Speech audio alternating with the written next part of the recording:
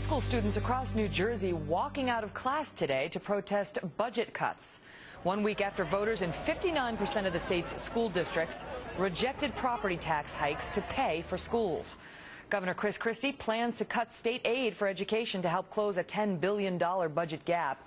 Most of New Jersey's school districts are planning teacher layoffs and tax increases to make up for lost state aid. Well, President Obama is starting now in Fort Madison, Iowa, I should say. This visit is his latest stop on the administration's Main Street tour around the country, as the president kicks off the effort to help Democrats hang on to their majority in November's midterm elections. It comes one day after President Obama issued a call to the same young and minority voters who helped win him the White House in 2008. Take a listen. It will be up to each of you to make sure that the young people, African Americans, Latinos, and women who powered our victory in 2008 stand together once again. It will be up to each of you to keep our nation moving forward, to keep working to fix Washington, to keep growing our economy, and to keep building a fairer, stronger, and more just America. Well, now some critics are hitting the president not for what he said in that message, but for what he didn't say. Joining me now, Fox News senior political analyst Brit Hume. All right, Brit, so the criticism by some on the right of that message is it's rather exclusionary.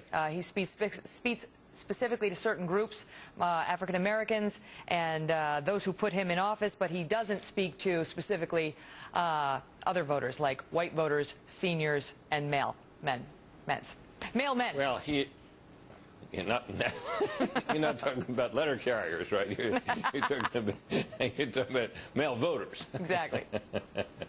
Well, look, it's sort of basic politics that when you're trying to win an election, the first thing you do is you rally your base. He correctly identified the core of his base in that statement. But it also is a somewhat different message than we heard from the man who promised to be a unifying political figure, to be post-racial, to be post-partisan, to practice the kind of politics of unity. Of course, elections are really not about unity. Elections are about, dividing and making sure the people on your side of the divide are the most numerous. So obviously, this isn't what he would be doing if everything were going swimmingly and his party weren't in great political trouble.